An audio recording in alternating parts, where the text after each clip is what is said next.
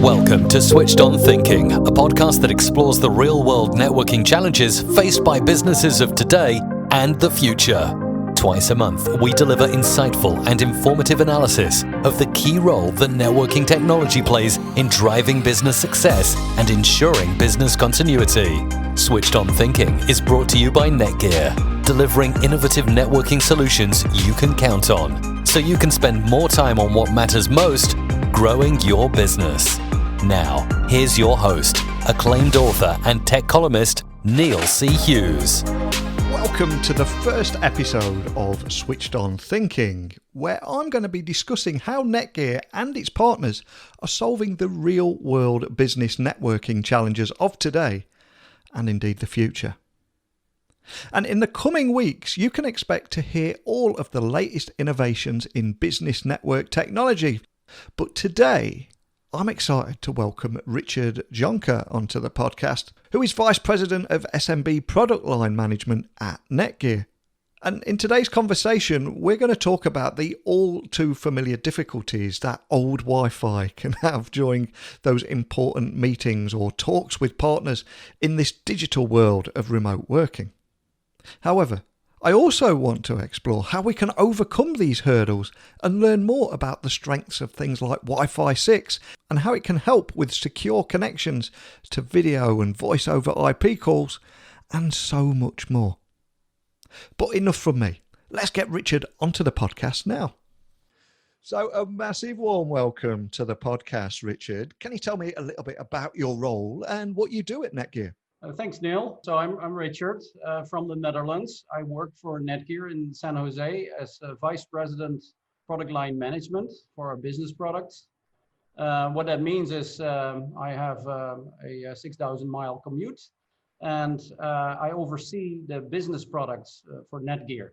A couple of hundred different products that we manufacture for owners of businesses to help them connect to the internet and communicate with each other. And as we record this episode today, people all over the world and businesses all over the world are coming out of lockdown and beginning to look back and reflect on everything that's happened. And a lot of business leaders that I've spoke to do not want to let that momentum go and want to work differently.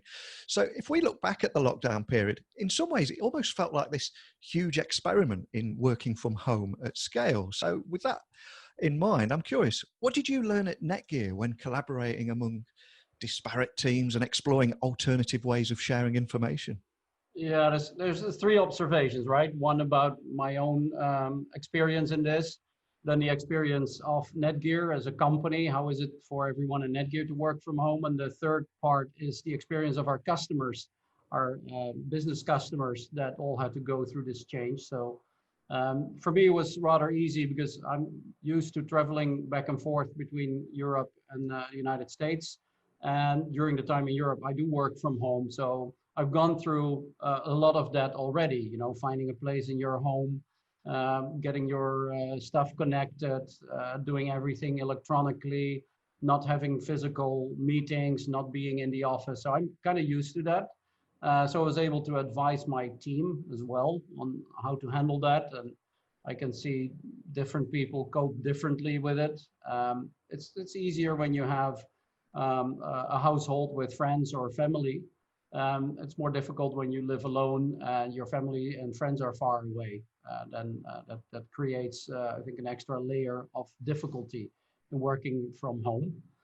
What we do see with our customers, with our own team, is there is unfortunately less distraction. So people work from home and all that they do is work because, you can't go to the pub, you can't go to the supermarket and all that, which means productivity in our teams, and we hear the same from our customers, is definitely up, but it doesn't make people happier, right? People are social animals and they need to have social interaction. And no matter how many video tools you use, whether it's Teams or Zoom or Google Meet or whatever was thrown at you the last 3 months, it doesn't make it easier to read between the lines and have informal conversation.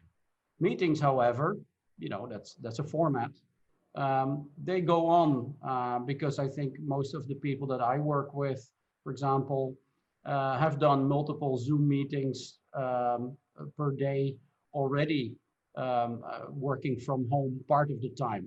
And typically in an office in California, you would come to the office on Tuesday, Wednesday, Thursday, you have some meetings there. And then outside that, you would dial into Zoom, either in the morning before your commute to the office. After you return home, maybe you take a call with Asia in the evening if you're in the US. Now, for us here in the UK or in Europe, it is also a time zone thing, right? Where international companies have distance calls already with Asia or with the United States. So part of that is, I think, more natural to international companies. If you're a local business, well, you probably by now kind of find out what hit you, right? Because for those companies, it was harder to get used to all of this working from home. And I've heard hundreds, maybe stories about how people had to adapt to that. So definitely a lot of conversations about it, where people were first, as this always goes, right, in a kind of a denial situation. Oh, this is not going to last, right? This is going to go away quickly. Then the denial started to change into confusion because it was not going away. What do we need to do now? People were angry and upset about it, scared about, what am I going to do? I don't want to catch the virus. So everyone needs to be 100% isolated. Now, I think we then started to find out that there are alternatives. And now that countries are opening up, we see some normal work situations emerge again. But a normal situation is not that you sit in an office wearing a face mask all day, right? That's just not normal. And I don't think that is a long-term solution. So I do see people choose now to work from home. We polled our own staff in Netgear, is over 1,000 people. 80% of people think that mostly working from home is okay and maybe come to the office 1 day a week. But it's the nature of the job that they have. I mean, if you're in production or hospitality, you can't work from home. And for small businesses with only a few employees, typically there are different people doing different things, and maybe one or two can work from home. It's great if you're a software company, then you can work all from home. But if you run a restaurant, you can't cook from home. That's not going to happen, right? You cannot solve serving food from home. And we've seen how much it has hit the economy. So for small businesses, returning to normalcy is key. That has to happen as soon as possible. And if we as a technology company can help out accomplishing that goal, yeah, of course, welcome, right? We can see it in the behavior of businesses now. They're definitely adapting to this new situation by applying technology in a different way. Absolutely. And I think if we've learned anything here in 2020, I think at the beginning of the year, there were so many debates online about working from home versus working in the office. But of course, just like you said there, it all depends on the task at hand and what you need to complete on that particular day. So the actual reality is not home versus office. It's probably a blend of somewhere in the middle, depending on what you're doing. But for business leaders listening that don't want to fall back into their old ways and find that perfect blend, I'm curious, are these the kind of conversations that you're having with your customers? Because you do work with some of the biggest businesses and brands throughout the world. Are there any themes around those kind of conversations that they're having with you now? Yeah, so there are different conversations. I mean, there's always been people that are more visionary, and hopefully they will get recognized for having that vision. Two people I wanted to mention are Bill Gates, who is visionary about dealing with global pandemics. He has thoughts about it, but also visionary because he founded, well, let's say the biggest office software company in the world that has definitely played a key part in enabling businesses to work from home. And as every big company always has kind of a life cycle, right? They grow big because they have a solution for this, even for working from home. But you could say Microsoft wasn't entirely ready because Teams, many of the listeners will be aware of that, is just not as good as Zoom. No matter what everyone says, I use both already for a year, and I can tell you, Teams is just not there where Zoom already was when the crisis erupted. And as a result, the value of Zoom as a company more than doubled.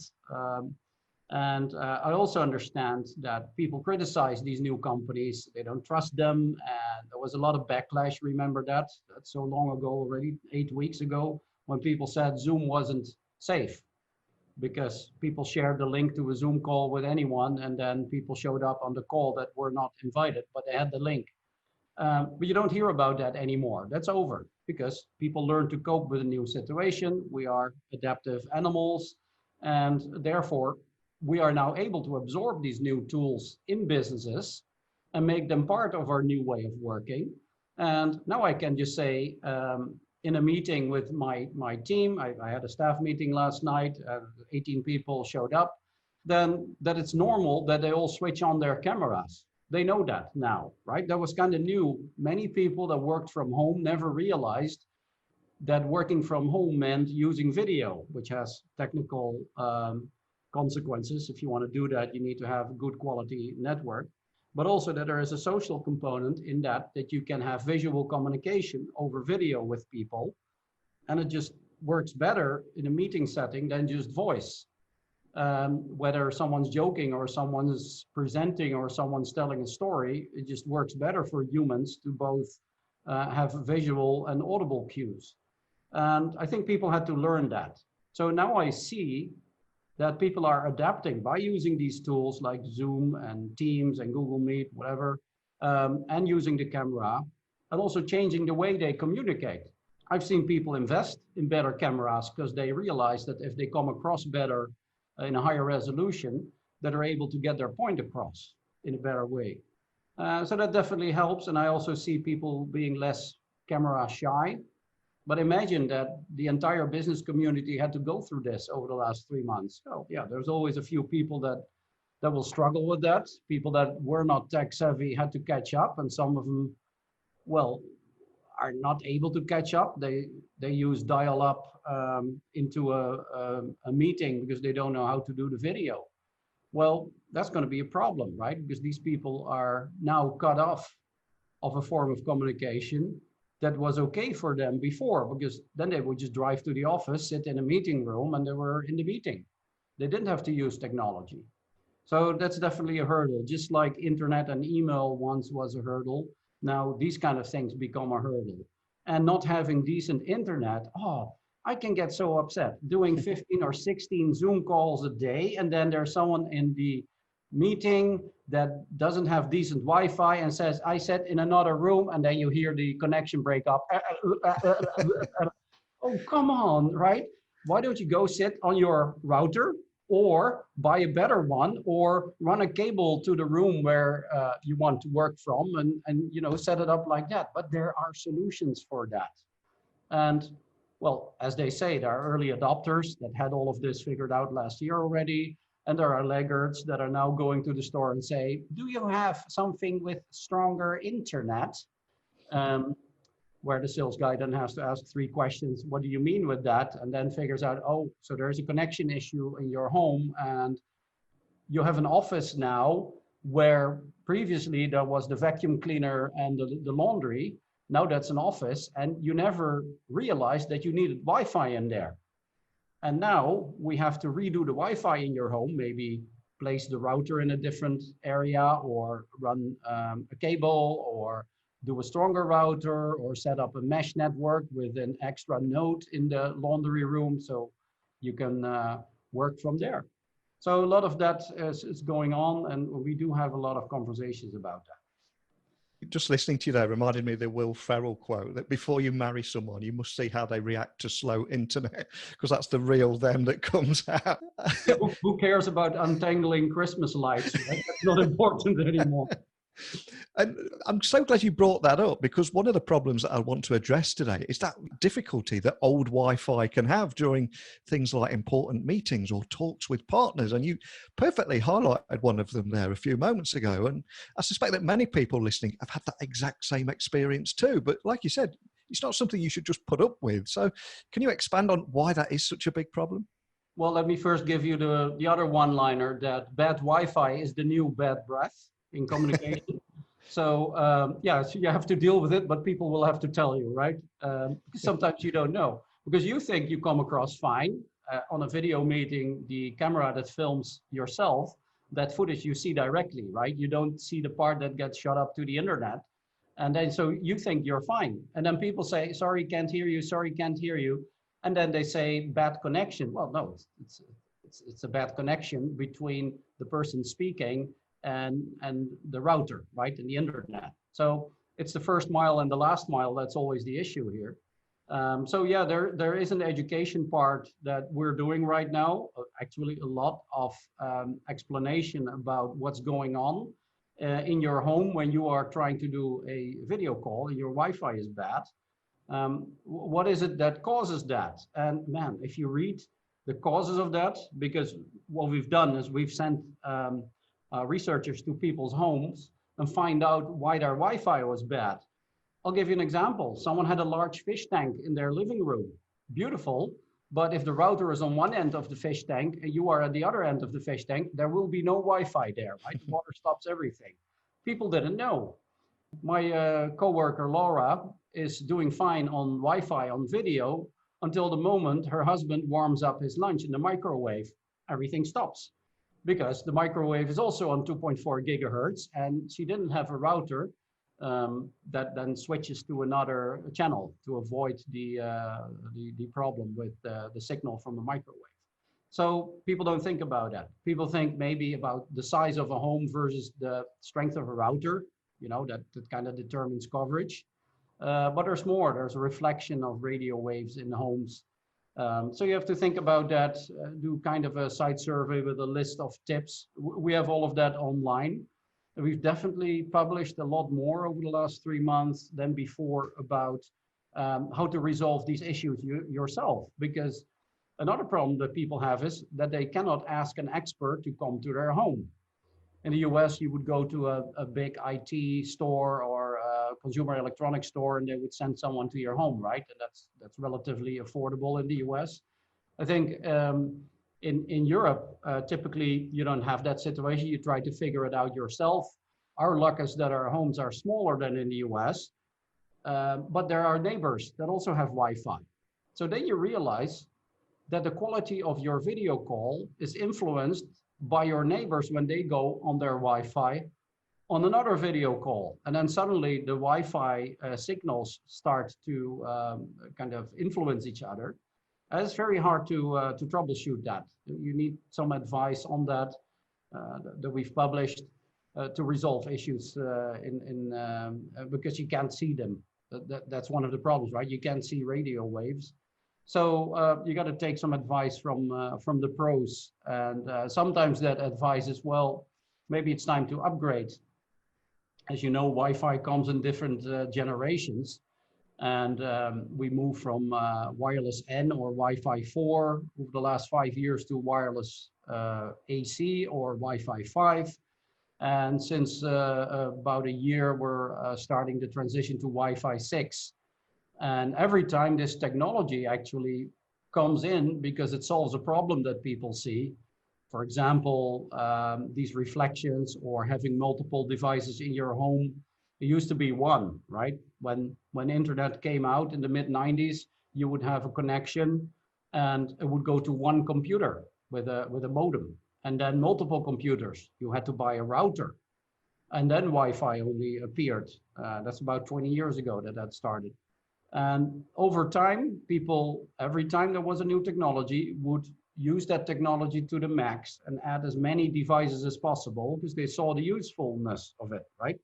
So now the whole family is connected to Wi-Fi, at least with 3 devices per family member, plus your thermostat, your fridge, the cameras, all kind of Internet of Things devices. And an average home will have between 50 and 100 devices easily over the next year. So that just requires a technology upgrade because your router from 7 years ago simply cannot handle that many connections. And it shows, right? Then of course, when COVID-19 hit and everyone had to work from home, it was an overnight change where people massively panicked and said, I need a new router now. And if people don't know what model to choose, because there's a lot different ones, they typically pick the ones that they feel is good enough or the best. And we saw typically people buying in the higher segment of the Netgear offering. And that has kind of set a trend, and I think that will proliferate now for the rest of the time, because people don't want to go back to the situation with bad Wi-Fi, right? It's just simply not acceptable anymore. So it has definitely put Wi-Fi on the highest importance in basic utilities in a home, where it was before not as important as water and electricity, but now it definitely is. So what I now hear when my coworkers, particularly the younger ones, if they change apartments, they do that more often, I notice, because they're less stationary and staying in their homes. They just move to a different apartment faster. The first thing they do is hook up the Wi-Fi, and then they'll find the water, and then they'll deal with other things, right? Which means electricity, Wi-Fi is simply the most important combination of utilities now. I even hear people talk about, what do I do when the Wi-Fi goes down because the electricity is interrupted? I need to tether from my phone. So there are ways you can connect your phone to a router and then change the signal from the phone into home Wi-Fi. That is like an emergency solution, but there are better solutions. So we see an increase in people buying 4G modems and very soon 5G modems to have a failover connection. If your home is the new cubicle, then yeah, you need to have that connection, otherwise you can't work. So that has definitely added some stress, but also some new technology in homes.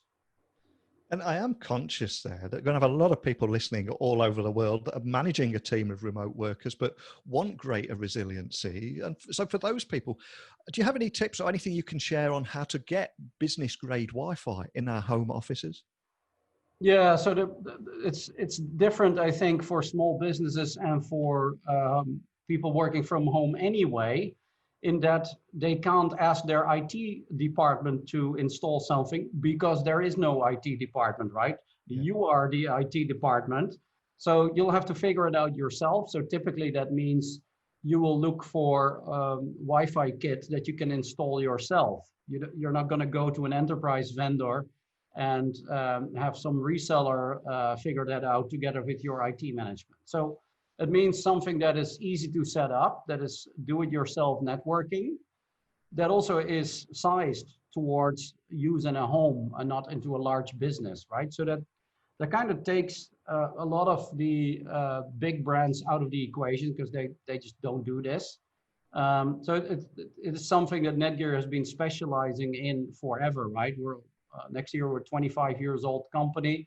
That's all we've ever done is do Wi-Fi and networking in homes and small businesses. So for us, this comes natural, which means our products are always easy to set up. And we don't sell one or two or 1,000 or 100,000 of these things. We sell millions of them, millions every quarter. And therefore, we've perfected the way you can set these things up, which is basically you plug them in, and then they switch on and it's done, right? For example, easy is that your Wi-Fi needs to be secured, right? So in the old days, you would have to go in, figure out how this works to give the Wi-Fi network a name and then put a password on it and then remember the password and share it with the people that were allowed to have it. Nowadays, this router comes completely pre-configured with a unique router wireless network with a name, a unique name, and with a password, which is known, right? It's actually on a small label on the bottom of the router that obviously you have access to, but people in the street do not. So that's a way to get started quickly, which means the setup time of a Netgear Wi-Fi access point or router it's about a minute, right? That's it. The time it takes for the thing to boot up. If you want to change anything, then we've provided now a mobile app and a web portal where you can just log in. So all that you have to do is it's just like going to a website and becoming a member of something. It's the same with our equipment. You log in with credentials that you create, and that's it. And then there's a few settings that you do. So we've made sure that just like if you buy a home, right? You want doors with door locks. You don't want the doors to be open by default. All the doors are locked. So it's the same with our equipment. Everything is secured unless you want to open a door or a window. Then you have to go in the settings and do that. We've also made this remote manageable. So even when you're not home, or when you're an employer, you want to help your people to work from home, and you want to give them, let's say, a separate network to work from home that is separated from the network where all the kids have access to, because you see your employees have bandwidth issues, or there's too much congestion on the network because someone has 3 sons that are all gaming, and a daughter that's gaming, and someone else that's doing Netflix. So we've created kits that you can buy as an employer or an employee, where you just get an extra wireless access point that you connect to your existing home network. But the technology in that access point will separate your work network from the rest, which means you share internet access, but there's no way people can interfere with your networking, which will then assure you bandwidth and uninterrupted video, things like that. So a certain quality of service. And we made those devices also remote manageable, so that even if you're not tech savvy, someone could then help out. And all that then needs to be done is that someone sends that wireless access point to your home. You unpack it, you hook it up, place it in the room where you're working. And when it switches on, it will dial up to the cloud, do all the settings automatically. And at that moment, someone that's more into IT management could take over and help you with those settings remotely. So that's a new form of collaboration we found, where in a way, the office now extends into the home of the employees, right? There's no physical separation anymore between home and the workplace. So that requires some of those solutions. And I'm very happy to see that those devices that do this are selling really well, and we see very high customer satisfaction. We measure what people think of our products, and we see that this particular part, this DIY networking, as we call that, that's received really well. Definitely solves a problem, and well, it's Netgear, so it's very affordable, and that's something I think is also appreciated. So we do see that a third of the employees anyway have the opinion that their employer should pay for their internet equipment once they realize it needs to be upgraded for work from home. And well, that's of course a debate between employee and employer, but it's definitely a good solution, right? Because if you as an employer have employees that cannot go on a video call because their Wi-Fi sucks, well, it's easy to solve for about 80 pounds, right? What are we talking about? I mean, this is a one-time expense. And if you want to manage it, you can take out a subscription for management that's around 10 pounds a year. That's really very small amounts to secure the quality of the communication with your employees. It really feels like a game changer moment, because as a man of a certain age, I remember that just an incoming phone call on the house phone would disconnect the internet. But it shows you how far we've come, because here in 2020, of course, we've got smart TVs, 4K streaming, 50 gigabyte game console downloads, and other family members streaming music in multiple rooms, all at that exact moment that somebody's trying to make a video call. So like you say, it is a big solution to a huge problem. But to put all that into perspective, can you also tell me a little bit more about the strengths of Wi-Fi 6 and the benefits that brings, particularly when working from home, where there are already high demands on Wi-Fi from that whole household of people, that where the Wi-Fi is equally as important, isn't it? Yeah, it's kind of funny, because if you see what Wi-Fi 6 does, it's almost like it's designed for this Corona crisis, although it's been in development for the last couple of years. So it gets you a couple of things. Well, first of all, the thing that everyone craves is speed. It is up to 70% faster than the previous generation, depending on the implementation you have. Let's say at least 40%, maximum 70%. So that's a big win already. But then in the background, what it does is it allows the Wi-Fi 6 central brain, which is in the router, the gateway, to communicate at the same time with all connected devices. any previous Wi-Fi generation would typically queue up all the requests from all those devices, although it would do that fairly fast, but it would still queue devices and say first you, and then number three, and that would cause a bit of a delay, a bit of a lag, which is something that, well, gamers complain about that because for them, lag is extremely sensitive. If they have a little lag on the network, they lose the game, right? So it definitely solves that problem. It solves the problem of having many devices that ask for attention. It's like serving food for two children. That's already a battle. Imagine you have to serve food for a restaurant to 50 children at the same time. It's very hard to then answer to all the demands of all those children at the same time.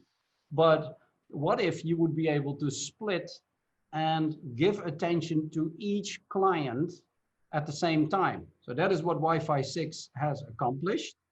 Now, on top of that, no matter how modern your Wi-Fi technology is, if you cram too many connections, too many clients, too many routers in a space that's that's rather small, then it doesn't work. So that's because Wi-Fi communicates over a couple of radio frequencies that are limited.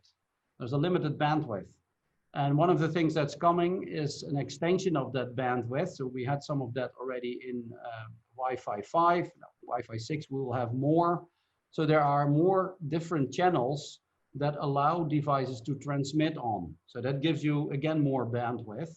So it's a combination of absolute speed and coverage combined with the ability of the Wi-Fi devices to all communicate at the same time. And to bring everything to life that we've talked about in this podcast today, do you have any examples or use cases of how Netgear is currently helping SMBs with business and home networking? Just, let's say, to bring all that to life. Yeah, I think it's twofold. I think the education that we do, we definitely intensified publishing about how to Wi-Fi, how to work from home with Wi-Fi, how to get uninterrupted video, right?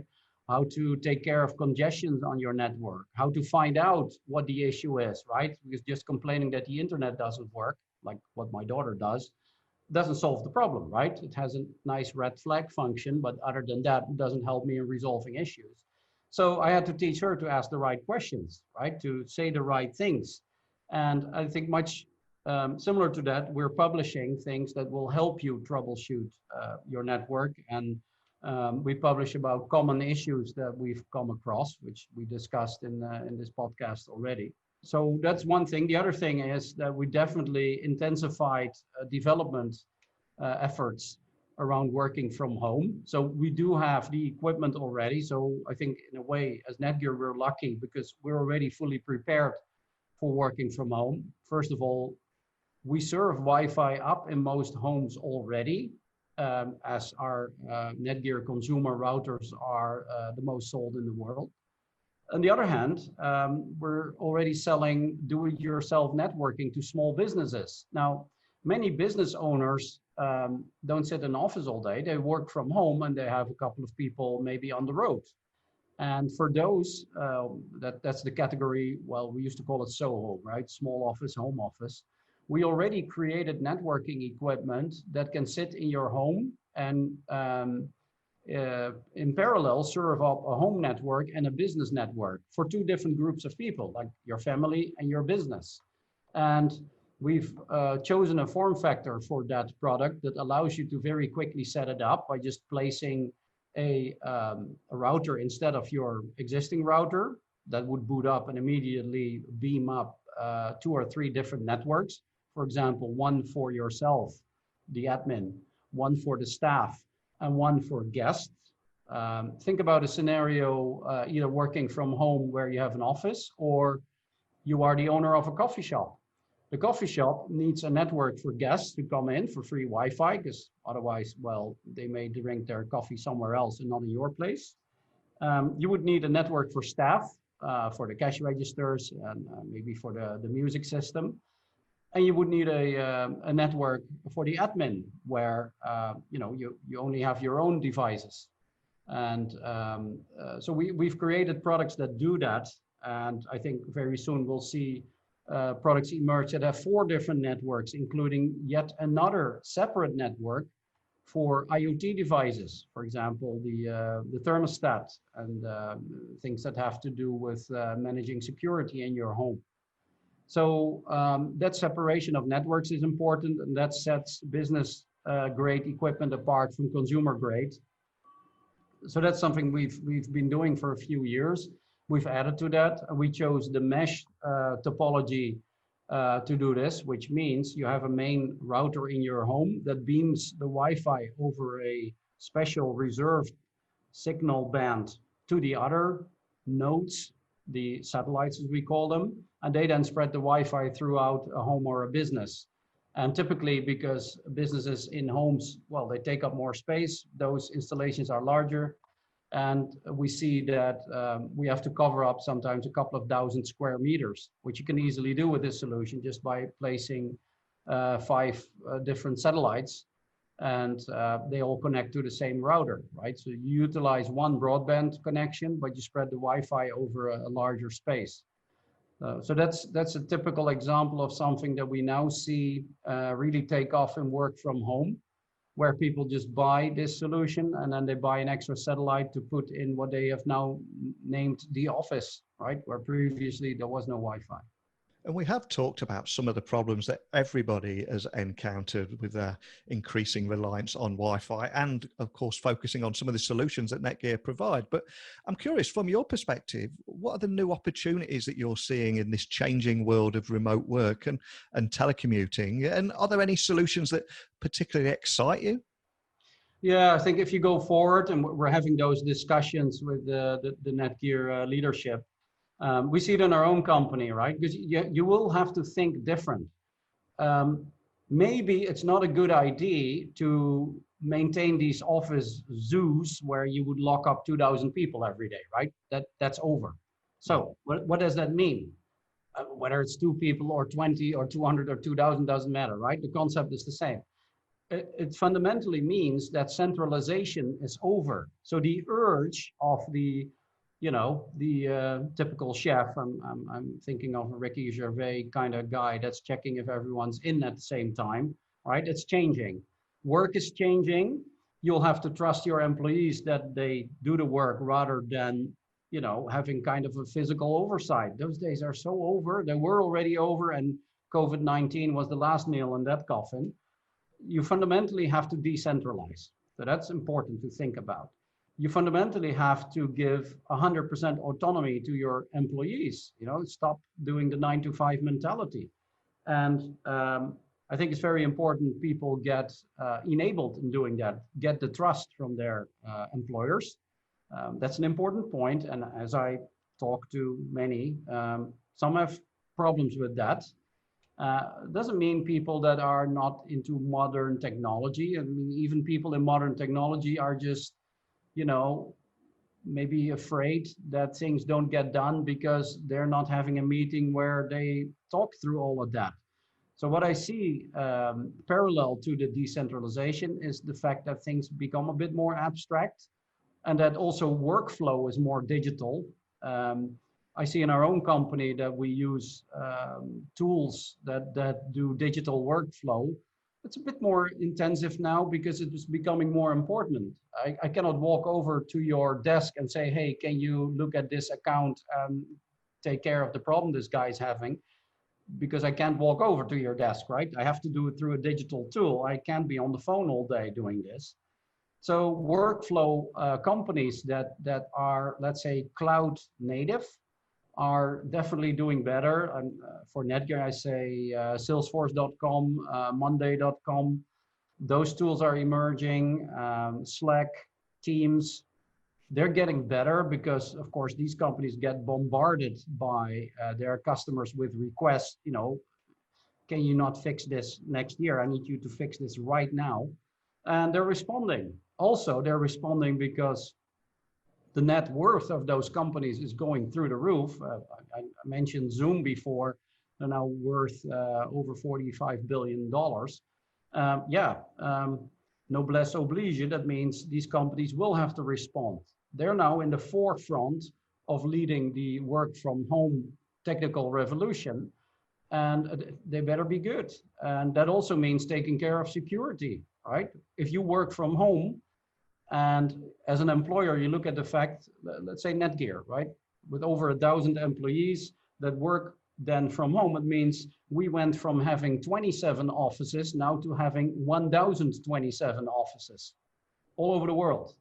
And IT has to constantly maintain it. I can see it in small things when our IT management is lagging behind and asks me, so what is the laptop that you're using? Is it this one or is it that one? Well, no, I just changed laptops before this whole thing started. They said it's funny because we see them both on the network. And I have to say, yeah, I took one with me, it's in my home, and the other one's still on my desk. Apparently I left it plugged in, and it's still, you know, ET phone home beaming up to the network. So I can see our IT management, funny enough, they're the ones that's supposed to know all of this. They're trying to catch up with it. So what we've learned before is that the first wave of bring your own device, BYOD, is what drove this technology revolution, where people just wanted to bring their own iPhone and MacBook and iPad, a lot of Apple in this story, and didn't want to use clunky devices that were provided by their employer. Remember, phones used to be Nokia and BlackBerry, and you know they were just not very slick, and the kids didn't want to use them. So they said, I'm going to use my iPhone, and I don't want to use your stupid BlackBerry. So, you know, figure it out, Mr. IT manager. Or they would show up with very swanky MacBook Airs at work. And then the IT manager would say, but I cannot allow this on the network. And then the guy with the MacBook Air says, no, don't worry. I already figured out how to access the Wi-Fi network, because this thing doesn't even have an Ethernet jack, right, to connect to a wire. I don't need your wires anymore. By the way, I'm going to work from the coffee shop now because I'm going to have a meeting.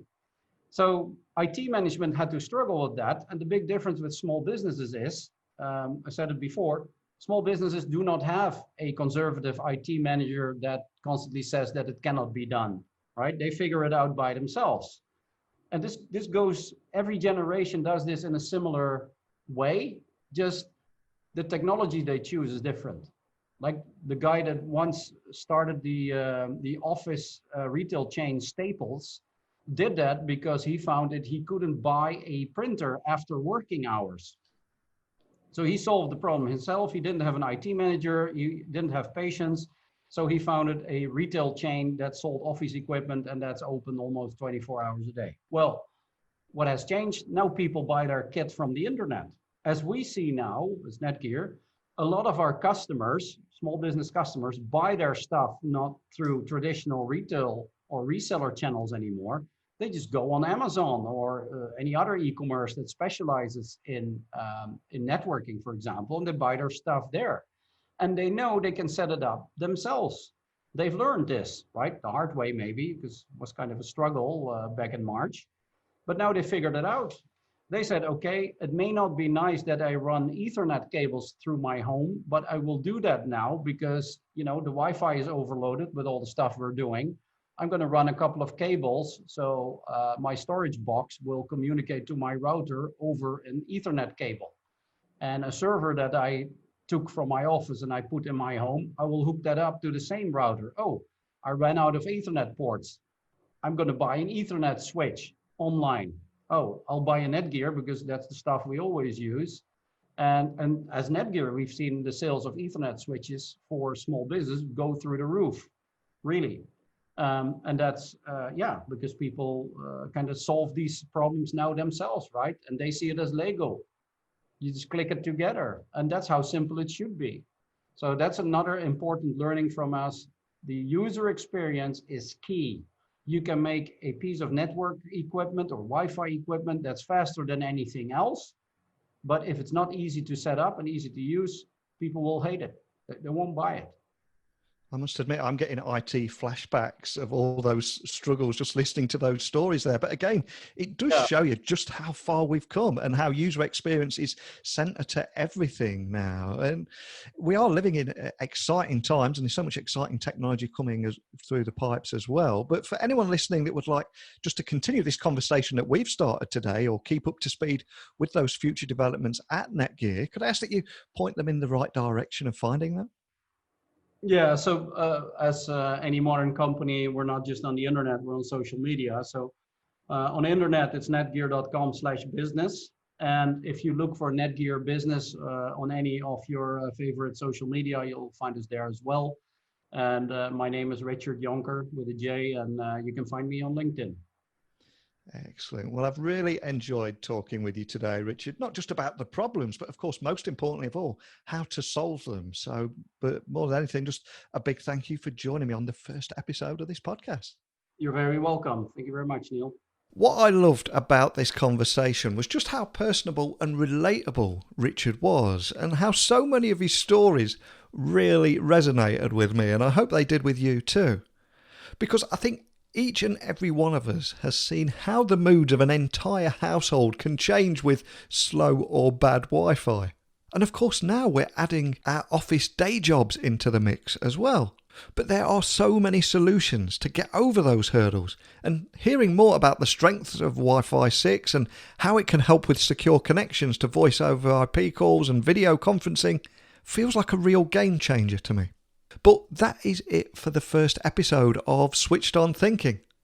So if you enjoyed the show, please leave a rating and review, and join me in 2 weeks where we'll further investigate how Netgear and its partners are solving the real-world business networking challenges of today and the future. So if that sounds as exciting to you as it does to me, I'll see you next time on Switched On Thinking. Thank you for listening to the Switched On Thinking podcast, brought to you by Netgear, delivering innovative networking solutions you can count on, so you can spend more time on what matters most, growing your business.